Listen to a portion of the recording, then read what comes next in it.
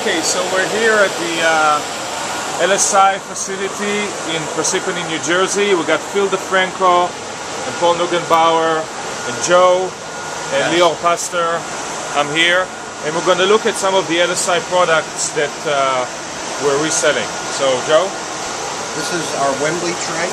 And as I said earlier during the presentation, there's 16 patents pending on this enclosure. To change a drive, simple as release the latch, remove the drive. Got it. It's designed to maximize uptime. So that's Wembley. And how many trays you have in Wembley? We have 2 trays of Wembley. Okay. We have this one and 2 trays. A tray is an enclosure. Right. And in each enclosure you have 5 trays of 12 drives per tray. 5 trays of 12 drives per tray. Okay. This is an IS4600 controller. Okay. There are only 5 replaceable parts on it. 2 power supplies and fans, a hot swappable midplane, and 2 controllers. Okay. So if I remove the 5 components, it's an empty box. There's no single point of failure. Okay. Because if I remove the midplane, the only thing that I impact is cache coherency between the 2 controllers. So no single point of failure, great performance, great scalability. So just one more question about the Wembley. So how many Wembley trays can you stack up? 8 in one rack. 8 in one rack. So off one. Behind one XBB, behind one IS4600. Okay. 448 drives. Okay. 60 drives times 8 enclosures. Okay.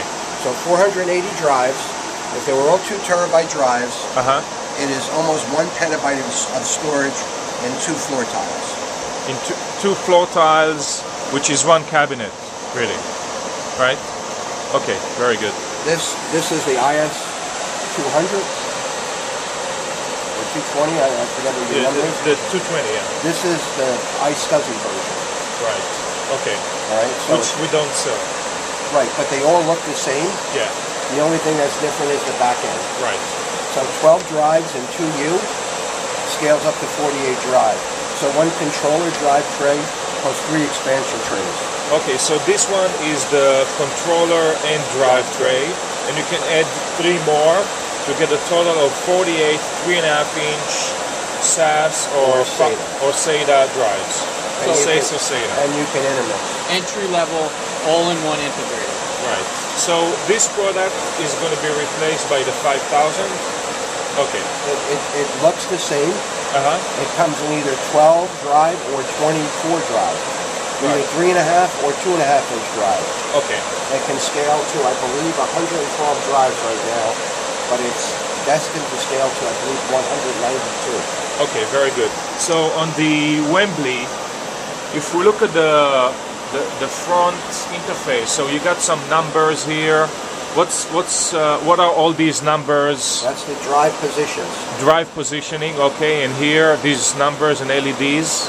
Yeah, That's drive status, I guess, right? Everything is green, which is good. Okay, everything is green. So if you have a failed drive, the light path will come up and it'll tell you. I can fail a drive if you like. Okay. This is the IS4100. This is the 8 gigabit mid-tier array, if you would. Scales up to 112 drives. Okay. This one is configured with 2 trays of fiber and 1 tray of SATA. Again, I can move these SATA drives into these other enclosures if I wanted to. 2 trays fiber, 1 tray SATA. Okay, now where is the head? It's behind the controller. Behind. We can go back there. Another IS4100. Okay. On-store Cougar. Got it. Okay. These are the Bobcats. These are the legacy Bobcats. Yeah. Okay, so this one is a 46. This one is a 4600. Right. Okay, and the 4600 gets to a complete cabinet with multiple trays. If you can put either Wembleys or you can put these trays. You can use these or these. Okay, and these trays are again? These are what we call, these are our switch J-bod. Okay. 16 drives in an enclosure. Okay. Fiber channel or SATA. So these can go behind 4600, 4100? Right now, okay. These are behind the 4100. Okay, so the difference between 4600 and 4100 is that the 4600 is an independent unit without the drives, and then the drives get added on up to a complete cabinet. We call this a command module. Command module. And this one, the controllers are actually behind the enclosure. So how many from a single command module for the 4600? Can you go to multiple cabinets, or is it a single cabinet with enclosures per command module? It depends. If you use these enclosures, you could go to 2 cabinets, because we'll support 16 enclosures or 26 enclosures, either 256 or 448. With the J-bod enclosures, and with the Wembleys, you cannot do that. We will fit in a fully populated array in one rack.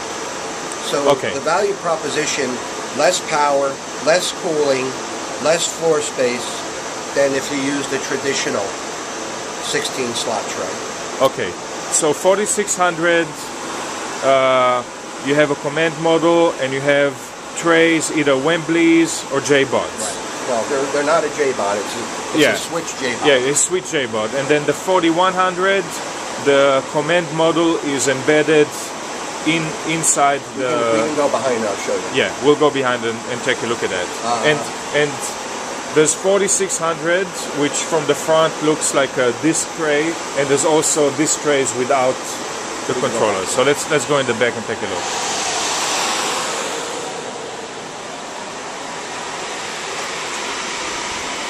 Okay. This is the 4600. These are the controllers. 4600 controllers. Okay. And these are the switch drive enclosure. Okay. So it's a drive enclosure plus a controller. Right. I can pull these out and put That's the 4100. Right. 4100. I can pull the controllers out. Okay. Replace them with ESMs and cable them right behind the 4600. Okay, so the same switched J-bod unit can be used with 4600 or can be used as a 4100 with controllers. Okay, very good. So back here, here's the back of the 4600. Okay. You can see the differences, right? These are the host side channels, drive side channels, and 2 controllers. Okay. So again, if we pull the controllers out, it's an empty box. So this is a single unit with 2 controllers that has the connections to the disk trays and to that server. To the servers, and this supports fiber channel to SAN or iSCSI and SAS. And IB. And IB, InfiniBand. Okay, very good. What else we got? We have switches, you know, those are all my storage arrays. Okay. You know, and we have our virtualization stuff. Right, we've got some QLogic switches here, etc., etc. Okay, Joe, thank you very much. Great session.